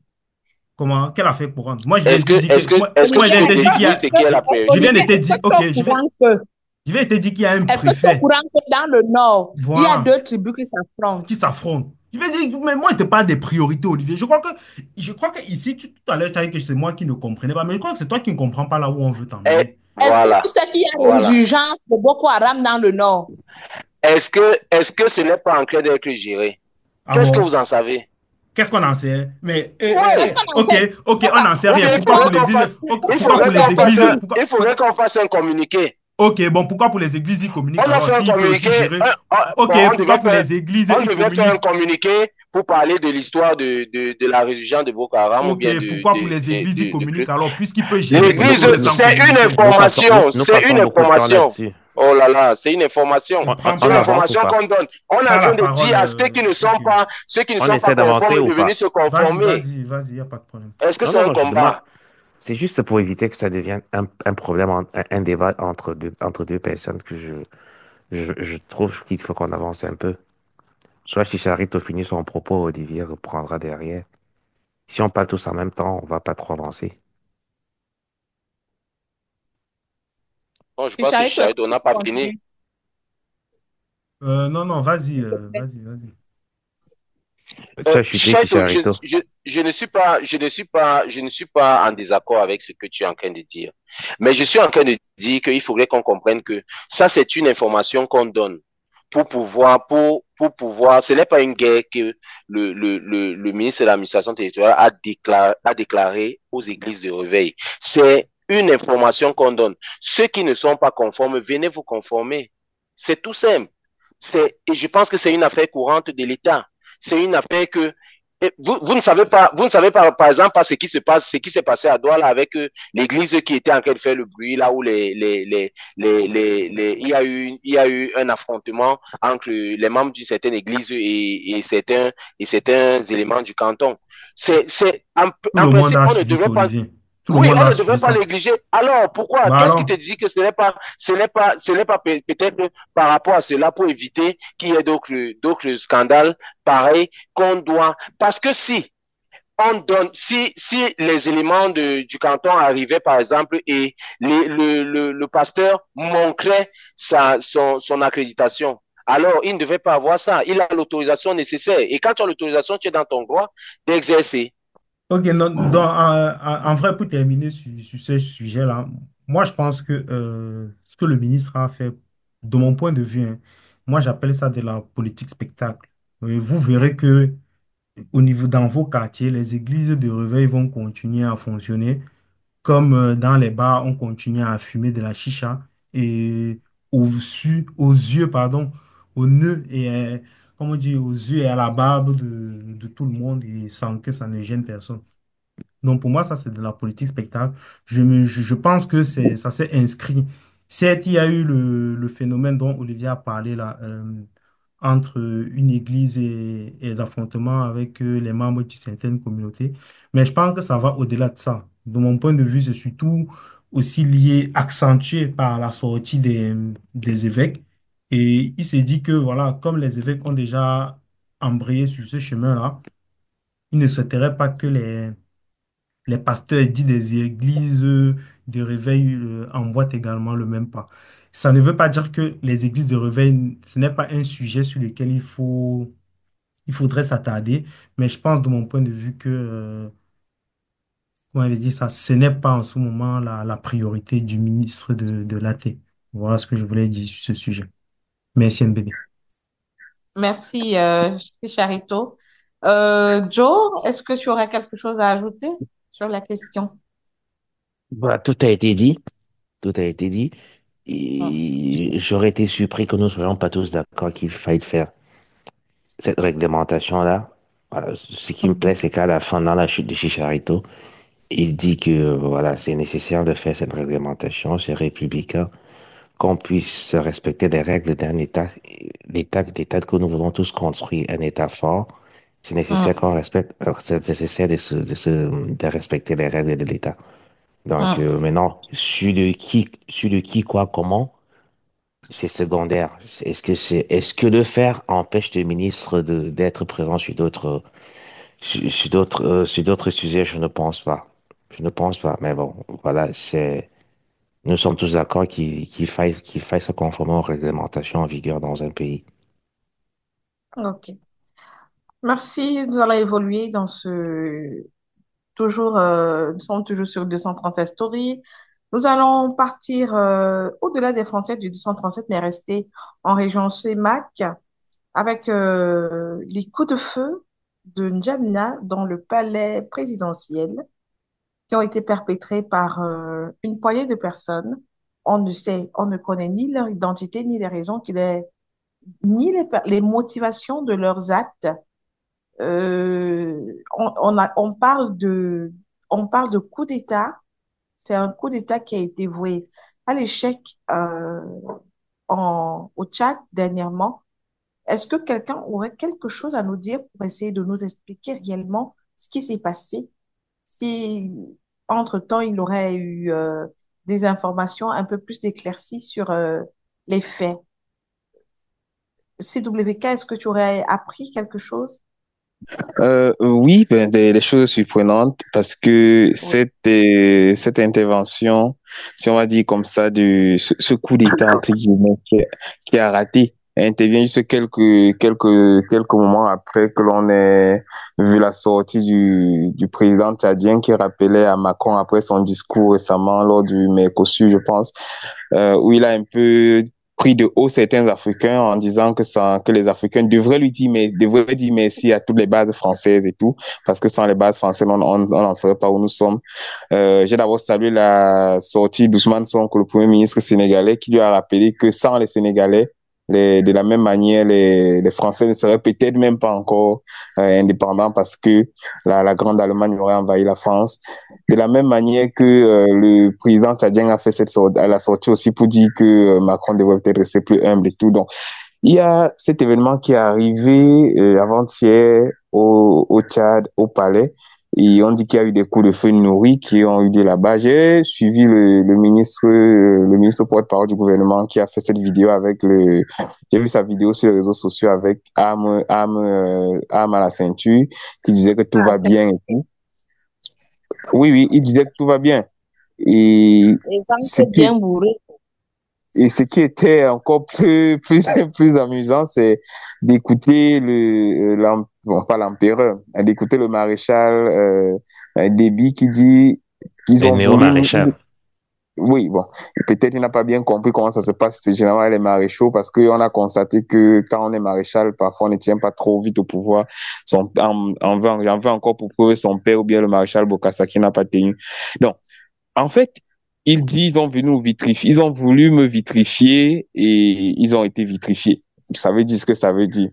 Les nouvelles disent qu'il y a eu près de 14 personnes qui ont été tuées et que c'était apparemment une voiture s'est arrêtée à l'entrée du palais et a dit qu'ils étaient en panne. Le temps juste pour la garde présidentielle de réaliser ce qui se passait. Les gars sont descendus avec des machettes, des armes de récupération, d'après ce que j'ai lu dans la presse, et ont essayé de tirer partout. Donc, en gros, c'est un peu un flou total encore, surtout qu'à RFI, il y a encore les opposants tchadiens qui persistent et disent que c'est vraiment un non-lieu, que c'est plutôt un coup monté de la présidence. Donc, on ne peut pas vraiment définir ce qui se passe actuellement au Tchad, mais dit que c'est une situation dans un pays qui n'est pas vraiment stable et qui sera encore moins stable depuis que là, ils sont en train de lutter entre guillemets pour que la France parte.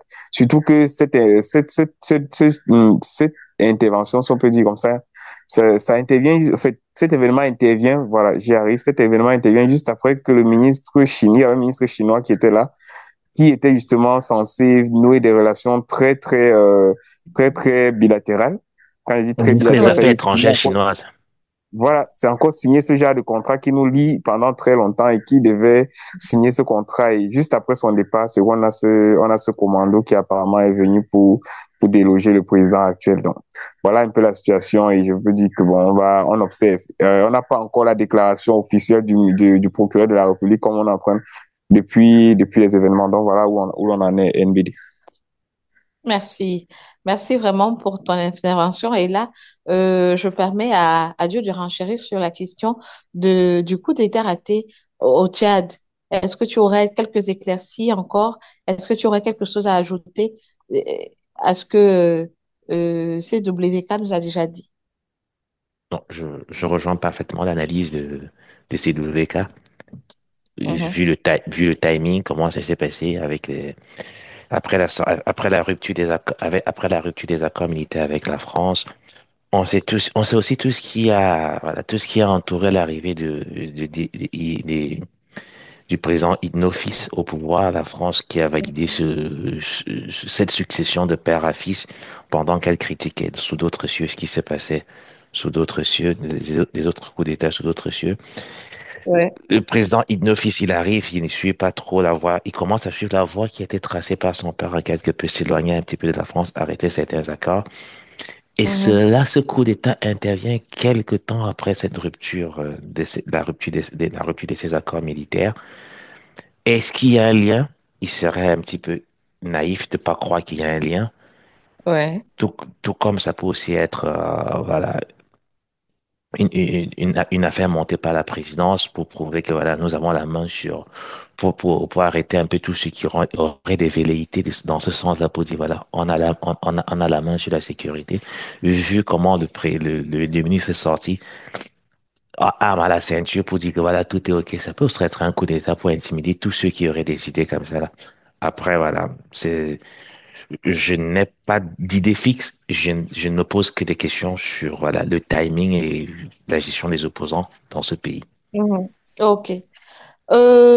Chicharito, est-ce que pour toi, ce coup d'État manqué ne serait pas peut-être un montage pour une démonstration de force?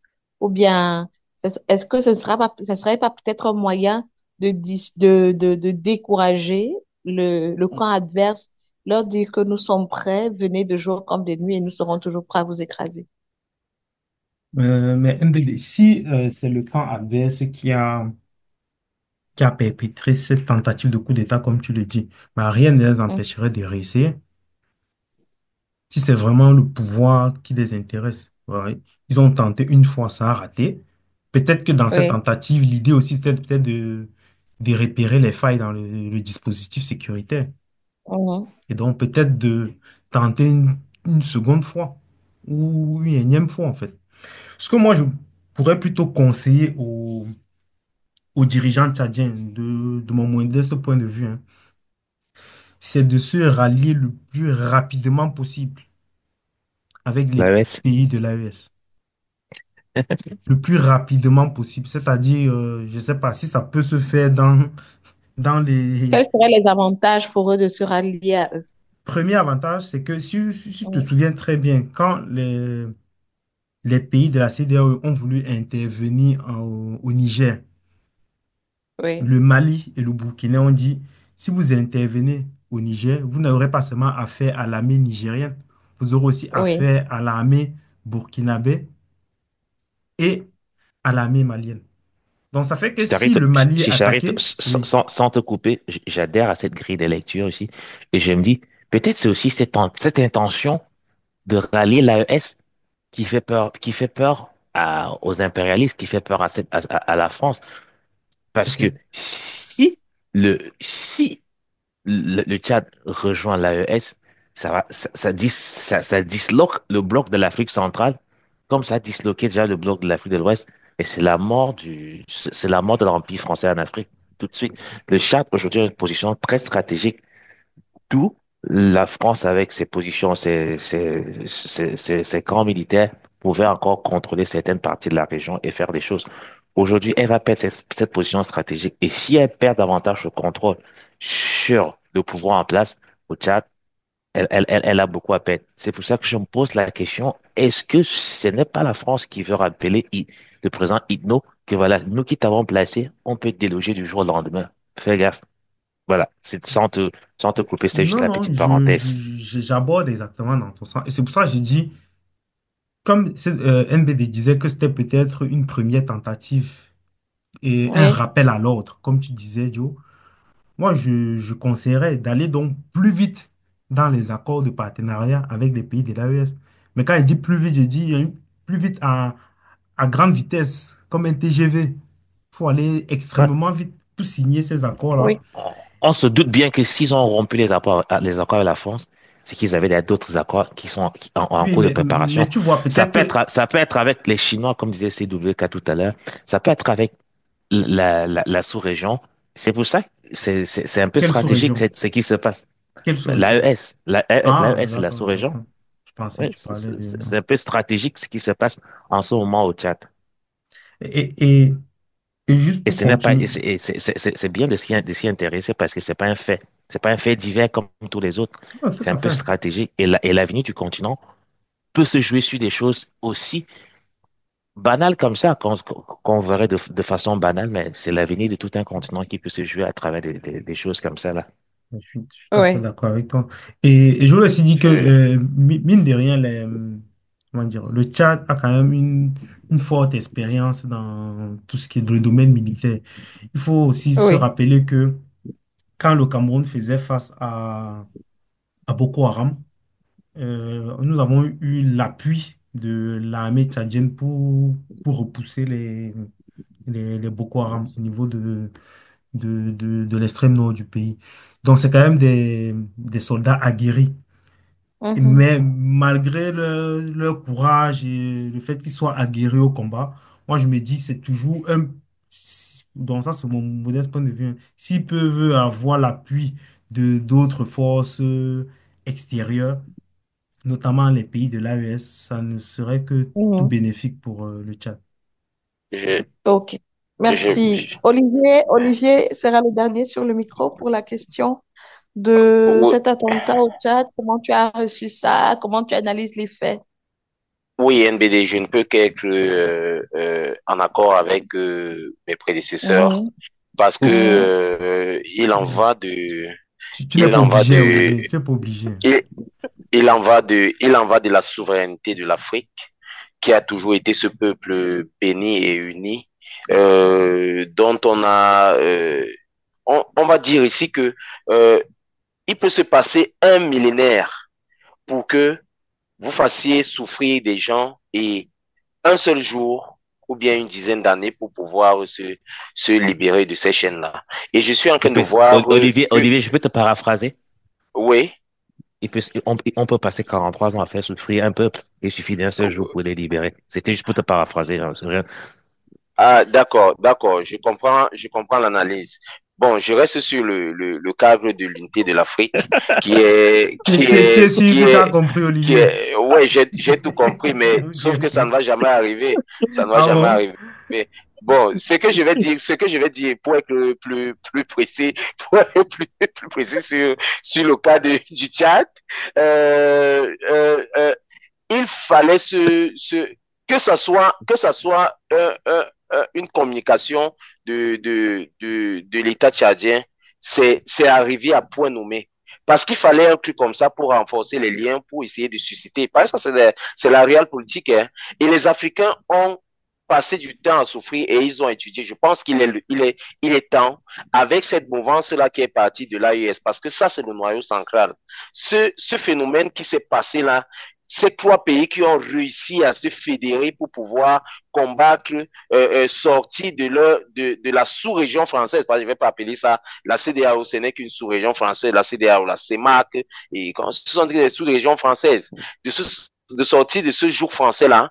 Et le Tchad, il faut voir la situation du Tchad. Le Tchad est un pays situé à la frontière du Niger et qui va créer un bloc, ça ne sera pas disloqué comme si peut-être l'Afrique du Sud prenait son indépendance et puis voilà là où le noyau part pour faire la fédération des États africains. Donc, je pense que c'est une situation qui va perdurer et et la France va commencer, et le jour français va commencer à se disloquer et laisser place à cette véritable libération-là qui va faire en sorte que les pays africains soient réellement souverains. Souverains, je mets ça ici entre guillemets, parce qu'il faudrait des hommes forts et intègres pour pouvoir garantir cette souveraineté-là et Des hommes comment? l'unicité forts et intègres D'accord. qui vont pouvoir garantir cette unité-là et pouvoir fédérer les populations autour d'un objectif commun qui est la sortie du franc CFA et la sortie du joug de l'impérialisme français. La France représente quoi? La France ne représente rien à part la politique qu'ils ont et la politique qu'ils ont mis en place pour pouvoir diviser, pour mieux régner. Alors maintenant que les Africains ont compris ça, avec nos vaillants, je vais les appeler comment les Kémy Seba et Nathalie Yam et consorts,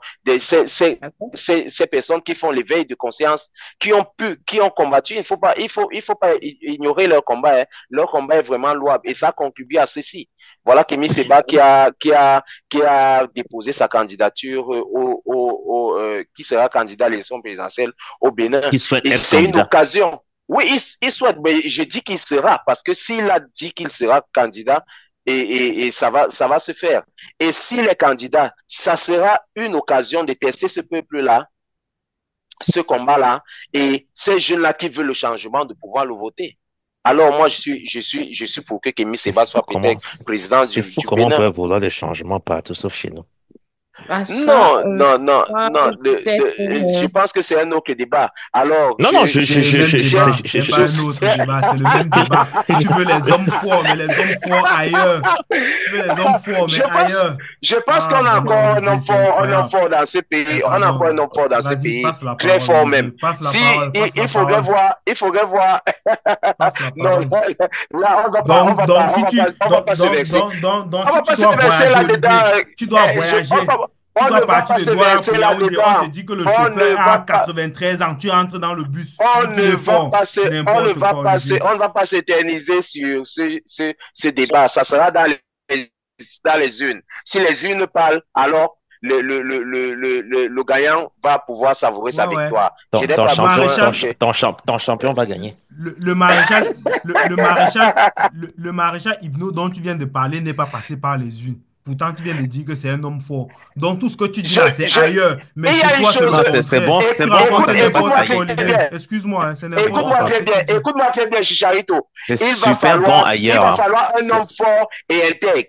Moi, je ne suis pas pour la démocratie, hein. Je ne suis pas pour la démocratie. Les Bah, Africains méritent. ça se Tu voit dis tout et Les le forcément. Africains contraire. Dans tes analyses méritent. depuis, Tu ça viens se de Les dire qu'il faut que Africains ça se passe méritent. dans les unes. Ah, vraiment. Voilà. Pardon, passe la Voilà. parole, Olivier. Non, je suis pas pour la démocratie. Ça, forcément, il faudrait le dire. Il faudrait un homme fort pour pouvoir prendre le pouvoir et pouvoir garder les rênes, le pays droit.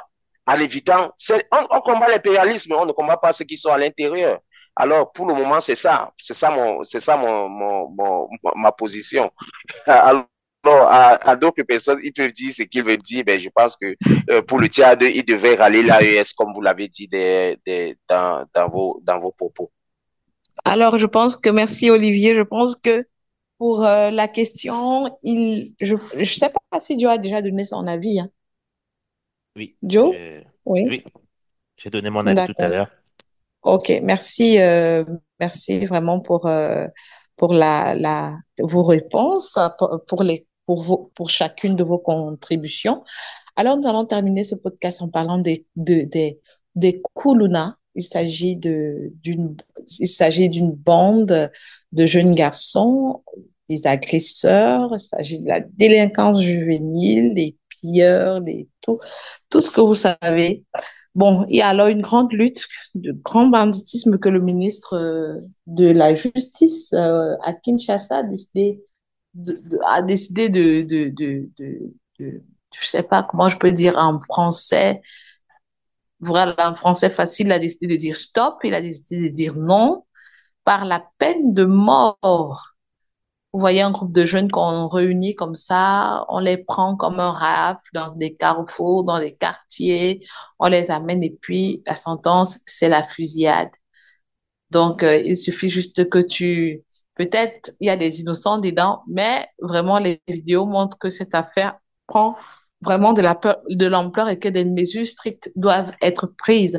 Mais parlant de mesures strictes, est-ce que la peine de mort serait encore à remettre à l'ordre du jour? Chicharito, c'est à toi. NBD, moi, je dois avouer, je ne suis pas. Bon, comment je vais dire ça? Pardon? Je ne suis pas de manière absolue, je ne suis pas pour la peine de mort, sauf Mm, dans des cas très précis. Et le cas très précis pour moi, ça n'est que mon point de vue, c'est lorsque il y a, comment je vais dire ça? Lorsque il y a des enfants qui sont mis en jeu, c'est-à-dire les pédophiles, par exemple. Pour moi, ces personnes-là, on doit appliquer sur ces personnes-là la peine de mort. Parce que oui, pour moi, un enfant, c'est un innocent. C'est une personne qui ne peut pas se défendre. On ne doit pas toucher aux enfants.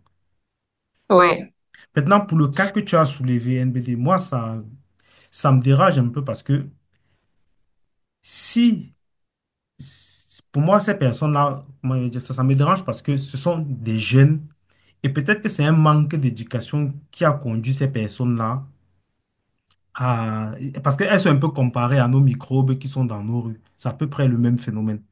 Et donc, je me dis que peut-être le phénomène peut être résolu différemment. Par exemple, ça peut être un problème de manque d'éducation. Donc, si les enfants ne sont pas bien éduqués, ça peut engendrer cette forme de délinquance-là. Et donc, pour moi, pour ces personnes-là, honnêtement, je ne suis pas pour la peine de mort pour ces gens-là. Moi, je préfère des travaux d'intérêt généraux À ça. pour ces personnes-là. Est-ce Hmm. que, est-ce que, est-ce Et que Olivier Euh, est d'accord? non, permets-moi de finir. euh, Je n'ai pas fini. Quand il dit euh, travail d'intérêt oh là général, là. ouais, le gars, si je ne sais pas ce qui lui arrive aujourd'hui. Et quand je Est-ce parle qu'Olivier est d'accord? de travaux d'intérêt généraux, je n'ai pas fini. Mais ce que je voulais surtout préciser, c'est des peines de prison à perpétuité, assorties, ou bien qu'on compense par des travaux d'intérêt généraux. C'est-à-dire quoi? Que tu vas purger ta peine. Mais si tu es juste en prison, ça ne nous sert à rien. Tu n'es pas utile. Ce sont des personnes qu'on peut embaucher pour faire, voilà, qui peuvent travailler pour faire, être utiles dans la société. Et c'est ça que je veux dire par là. Mais honnêtement, je ne suis pas. Je vais peut-être essayer d'écouter les avis d'Olivier qui voulait vite rebondir. Je ne suis pas pour la peine de mort appliquée à ces personnes-là. Moi, j'ai donné mon point de vue sur les personnes sur lesquelles qui mériteraient la peine de mort. NVD devrait le temps que tu me passes la parole. Ah oui. Est-ce que tu es Euh, d'accord? Déjà, Comment je est-ce que suis tu pas analyses d'accord. ça? Je ne suis même pas un peu Il n'est pas d'accord. pour la peine de mort. Je ne suis pas d'accord pour l'analyse. C'est un avis hein, que Chicharito a encore donné. Mais moi, Mhm. tranché net, il faudrait une peine de mort appliquée directement pour, pour ce genre de cas. Pour dissuader, c'est une dissuasion claire et nette. Regardez par exemple, je suis en train de rentrer le soir. Je suis en train de rentrer un soir. Paisible citoyen que je suis, j'arrive et quatre individus, quatre enfants, je mets ça entre parenthèses, enfants, quatre enfants m'abordent en route, ils me sortent des machettes, ils prennent mon sac, ils violentent par exemple mon ami avec laquelle je suis et ils me poignardent avec un couteau. Imaginez, et je meurs sur le coup, imaginez la douleur de ma famille. Imaginez la douleur que ma famille va ressentir. Alors, ceux-là, quand on les prend, on devrait les prendre et les mettre au poteau directement, œil pour œil, dent pour dent. Il n'y a aucun régressement pour ce type de personne. Un enfant qui soi-disant, est un être innocent ne peut pas prendre sur lui de lever une machette sur un Ok, individu Olivier, tu m'as disant, beaucoup coupé. Attends un peu, je te coupe. non, je t'ai pas coupé. Non, non, Je t'ai pas coupé. non, Laisse-moi comment tu peux dire finir. que tu m'as pas coupé? Laisse-moi. Non, non, non, non, Oh, je te coupe aussi. ok, Non, d'accord. je te coupe aussi. Donc, D'accord. un président dans un pays qui est là depuis plus de 40 ans et qui ne nous donne pas de l'eau à boire, ça suppose que parmi sa population, il y en a qui meurent de soif, de maladies hydriques. Donc, ce président-là mérite, d'après ce qu'Olivier dit, parce que ce n'est pas seulement une personne qui est décédée, c'est des milliers de personnes, mériterait aussi une pendaison publique.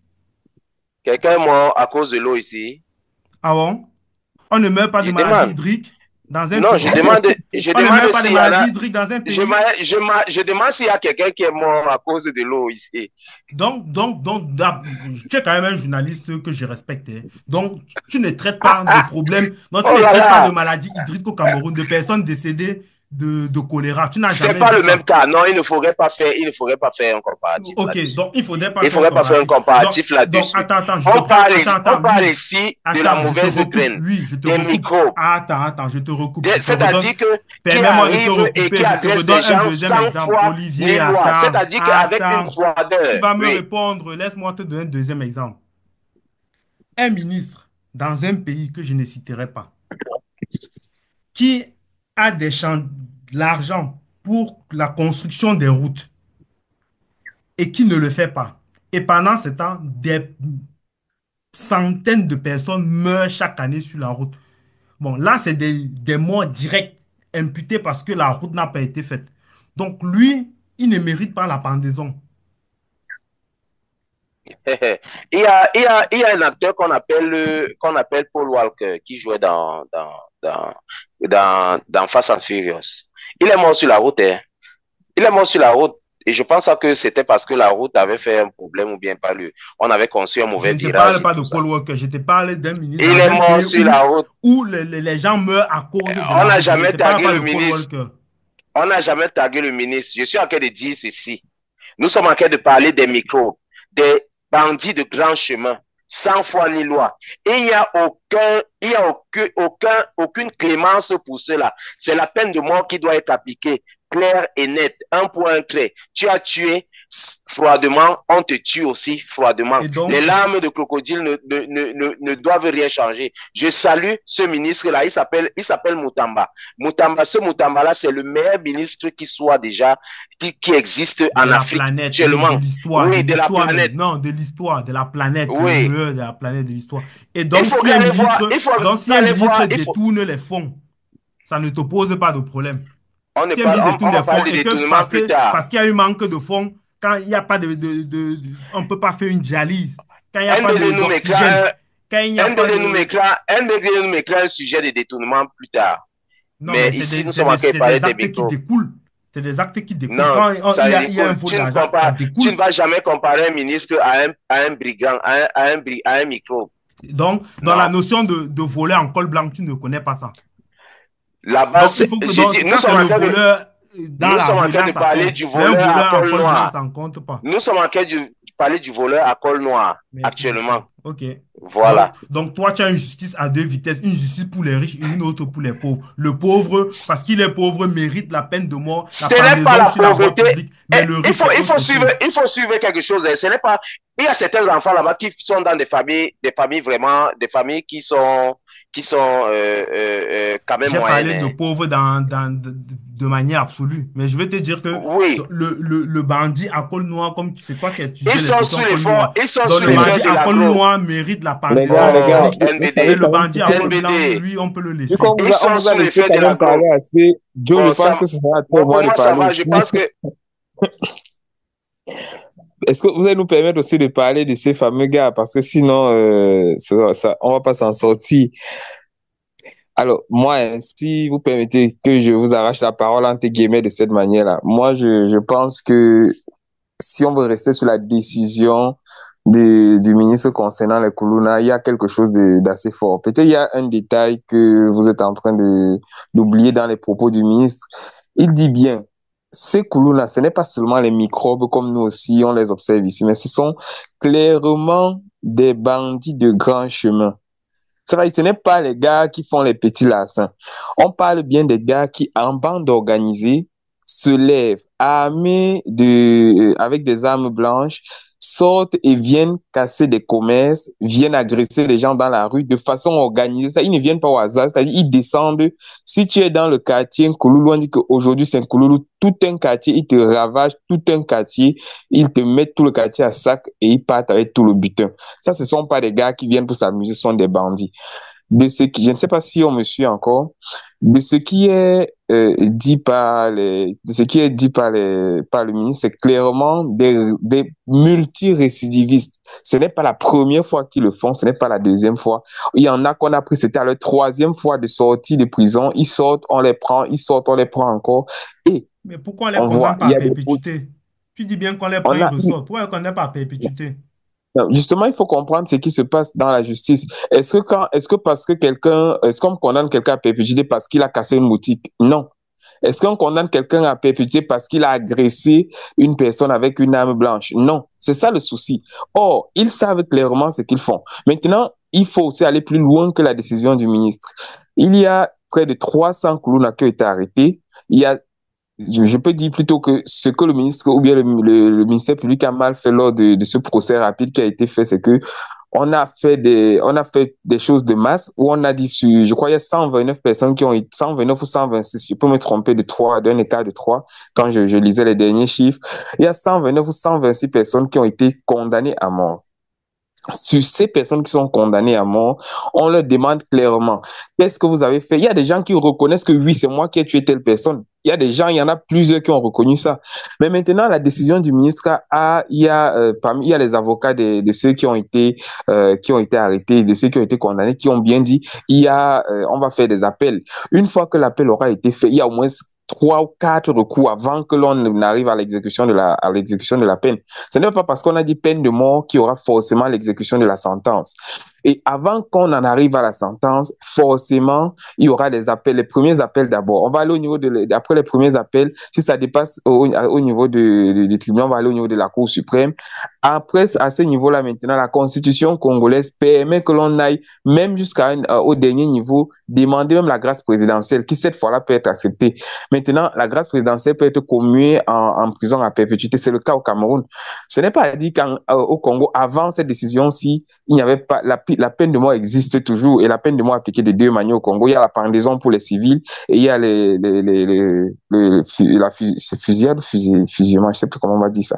En fait, on fusille les militaires. Là, c'est pour comment appliquer la peine de mort au Congo. Mais de la même manière qu'au Cameroun, la peine de mort est toujours en cours. C'est seulement qu'elle n'est pas appliquée. Voilà, elle n'est pas appliquée. Beaucoup de personnes qui sont condamnées à mort au Cameroun, généralement, lors des grâces présidentielles de fin d'année, leur sentence est commuée en prison à vie.